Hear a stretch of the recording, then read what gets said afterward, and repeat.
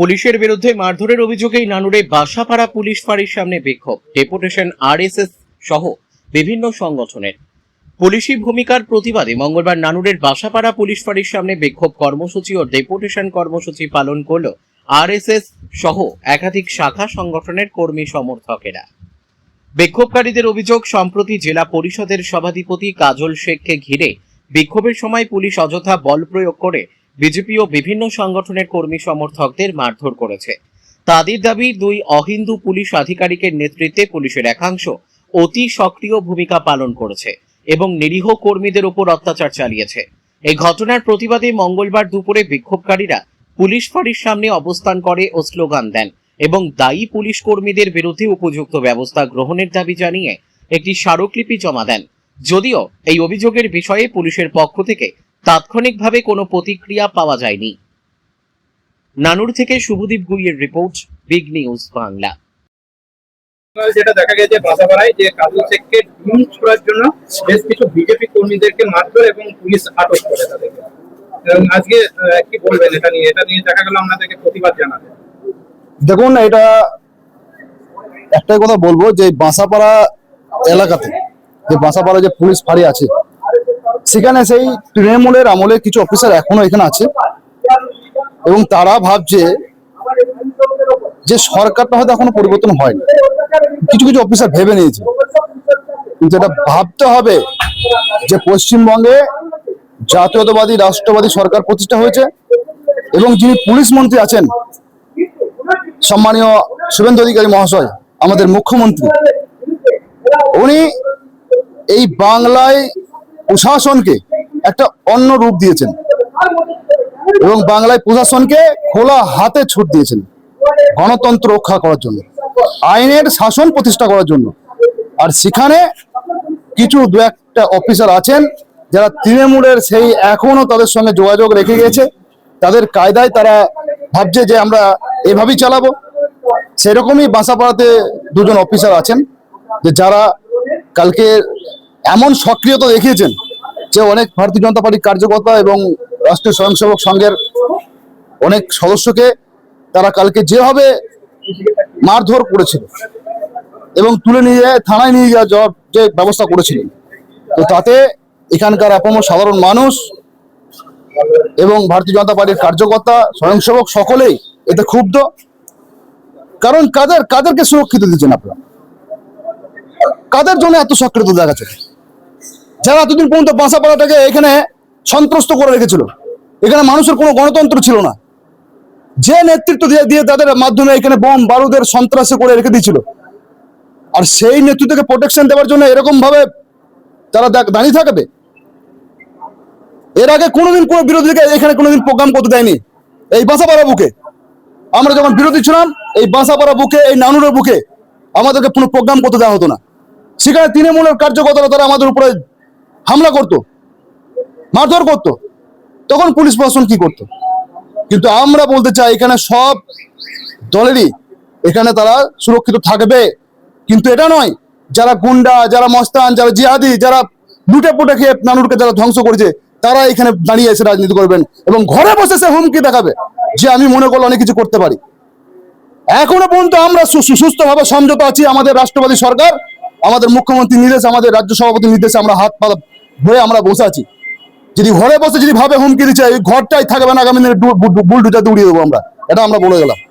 আর প্রশাসনকে বলছি যে আপনারা আইনের মতন আপনারা চলবেন, আপনাদেরকে শ্রদ্ধা সম্মান আমরা জানাই, কারণ সরকার আমাদের, আমরা প্রশাসনকে সম্মান দিয়ে আগামী দিনে এখানে যাতে কোনো রকম ভাবে বিশৃঙ্খলা যাতে না হয়, এখানে মানুষ যাতে পরিষেবা পায়, এখানে যেন আইন শাসন প্রতিষ্ঠা হয়, সেই বিষয়ে আমরা সব সময় তাদের সহযোগিতা করব।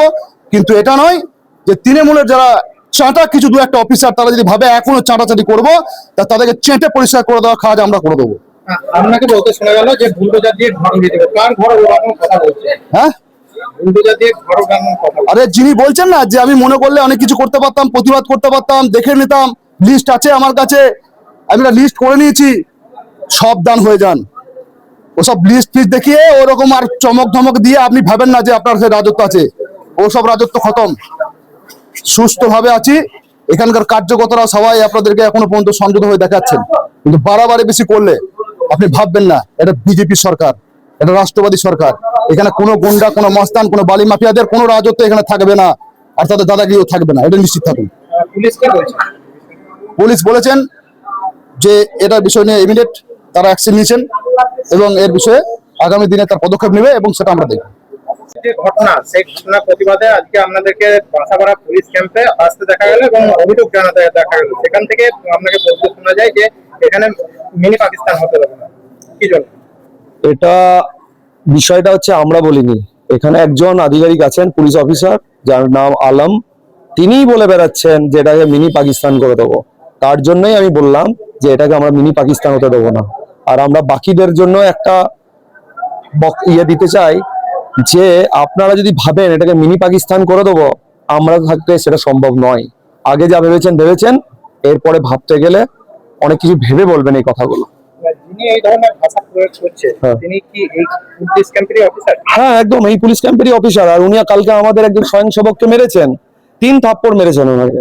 তাই ওনাকে বলে গেলাম যে কার গায়ে হাত দিচ্ছেন সেটা ভেবে দেখবেন।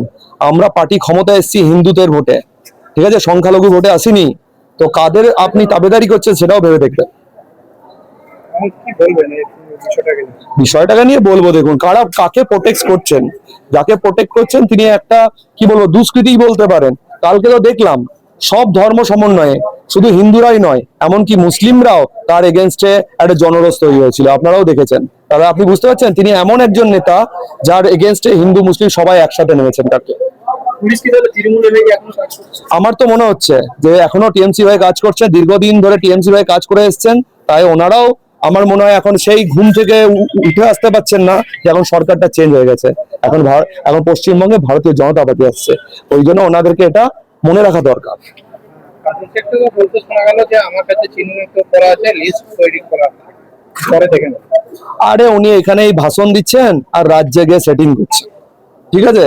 তো আপনি এগুলো রাখুন, ওনার হিম্মত থাকলে উনি করে নেবেন, আর আমাদের হিম্মত থাকলে আমরা দেখে নেবো। সংগ্রাম চালিয়ে এসেছি। আমাদের এখানে যে হিন্দুত্ববাদী সরকার গঠনের জন্য নিরলস প্রচেষ্টা করে এসেছি।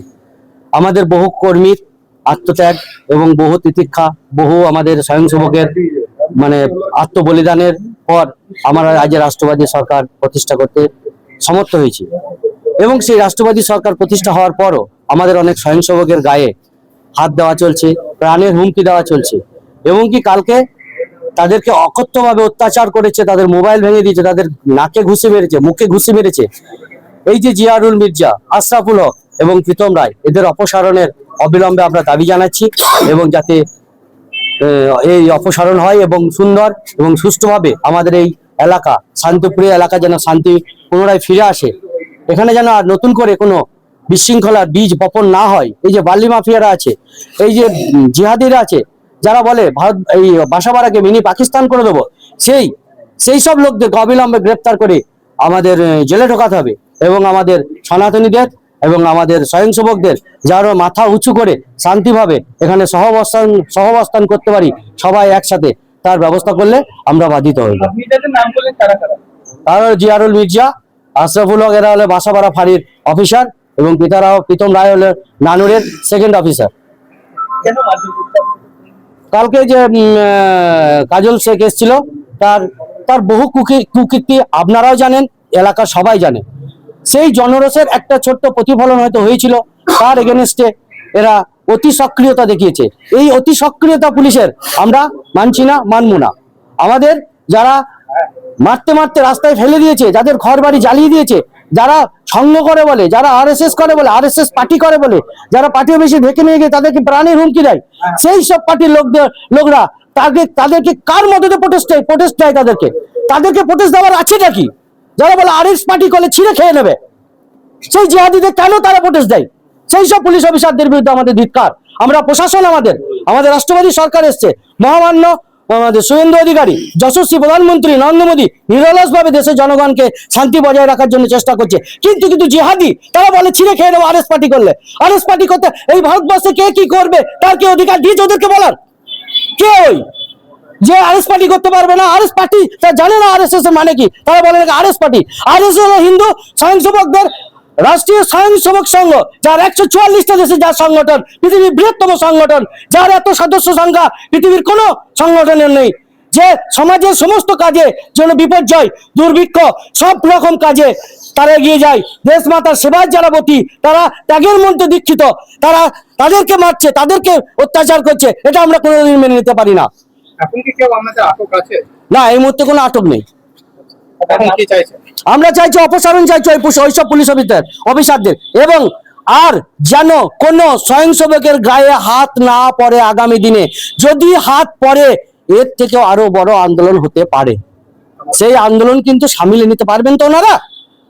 আপনার নামও পরিচয়? আমার নাম পীযুষ কান্তি ঘোষ, আমি রাষ্ট্রীয় স্বয়ংসেবক সংঘের নানুর খণ্ডে জাগরণ প্রমুখের দায়িত্বে আছি।